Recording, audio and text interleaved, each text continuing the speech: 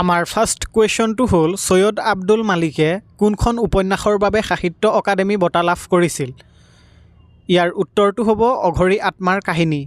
সৈয়দ আব্দুল মালিকে অঘৰী আত্মাৰ কাহিনী উপন্যাসৰ বাবে সাহিত্য অকাডেমী বঁটা লাভ কৰিছিল। আমাৰ নেক্সট কুৱেশ্যনটো হ'ল এ কালচাৰেল হিষ্ট্ৰী অফ আছাম গ্ৰন্থখন কোনে লিখিছিল? ইয়াৰ উত্তৰটো হ'ব বিৰিঞ্চি কুমাৰ বৰুৱা। এ কালচাৰেল হিষ্ট্ৰী অফ আছাম গ্ৰন্থখন বিৰিঞ্চি কুমাৰ বৰুৱাই লিখিছিল। আমাৰ নেক্সট কুৱেশ্যনটো হ'ল আহোম ৰজা জয়ধ্বজ সিংহই কোনখন সত্ৰ প্ৰতিষ্ঠা কৰিছিল?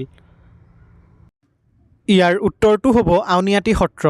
আহোম ৰজা জয়ধ্বজ সিংহই আউনীআটী সত্ৰ প্ৰতিষ্ঠা কৰিছিল। আমাৰ নেক্সট কুৱেশ্যনটো হ'ল ডক্টৰ হিমন্ত বিশ্ব শৰ্মা অসমৰ কিমানতম মুখ্যমন্ত্ৰী? ইয়াৰ উত্তৰটো হ'ব 15তম।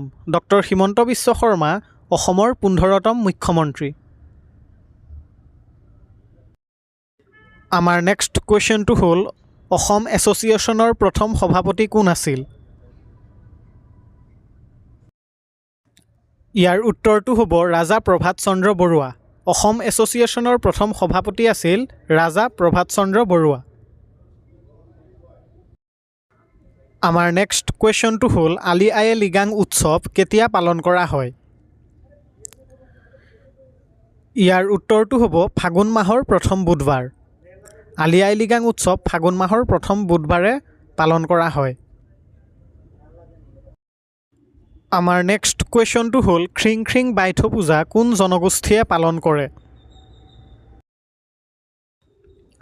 ইয়াৰ উত্তৰটো হ'ব সোণোৱাল কছাৰী। খ্ৰিং খ্ৰিং বাইথ পূজা সোণোৱাল কছাৰী জনগোষ্ঠীয়ে পালন কৰে।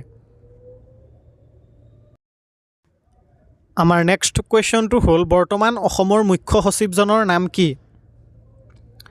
ইয়াৰ উত্তৰটো হ'ব ডক্টৰ ৰবি কোটা। আমাৰ নেক্সট কুৱেশ্যনটো হ'ল গিবন বন্যপ্ৰাণী অভয়াৰণ্য অসমৰ কোন জিলাত অৱস্থিত? ইয়াৰ উত্তৰটো হ'ব যোৰহাট জিলাত। গিবন বন্যপ্ৰাণী অভয়াৰণ্য অসমৰ যোৰহাট জিলাত অৱস্থিত।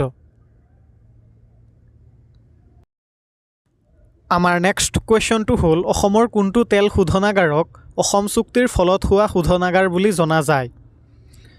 ইয়াৰ উত্তৰটো হ'ব নুমলীগড় তেল শোধনাগাৰ। আমাৰ নেক্সট কুৱেশ্যনটো হ'ল আহোমসকলৰ বিবাহ পদ্ধতিক কি নামেৰে জনা যায়? ইয়াৰ উত্তৰটো হ'ব চকলং। আহোমসকলৰ বিবাহ পদ্ধতিক চকলং নামেৰে জনা যায়। আমাৰ নেক্সট কুৱেশ্যনটো হ'ল মূলা গাভৰুৰ স্বামীৰ নাম কি আছিল? ইয়াৰ উত্তৰটো হ'ব ফ্ৰাচেংমুং বৰগোহাঁই। মূলা গাভৰুৰ স্বামীৰ নাম ফ্ৰাচেংমুং বৰগোহাঁই আছিল। আমাৰ নেক্সট কুৱেশ্যনটো হ'ল লাচিত দিৱস কেতিয়া পালন কৰা হয়? ইয়াৰ উত্তৰটো হ'ব 24 নৱেম্বৰত। লাচিত দিৱস 24 নৱেম্বৰত পালন কৰা হয়। আমাৰ নেক্সট কুৱেশ্যনটো হ'ল জয়মতীৰ পিতৃৰ নাম কি আছিল? ইয়াৰ উত্তৰটো হ'ব লাইথেপেনা বৰগোহাঁই। জয়মতীৰ পিতৃৰ নাম লাইথেপেনা বৰগোহাঁই আছিল। আমাৰ লাষ্ট কুৱেশ্যনটো হ'ল কোনজন আহোম ৰজাক নৰিয়াৰ ৰজা নামেৰে জনা যায়?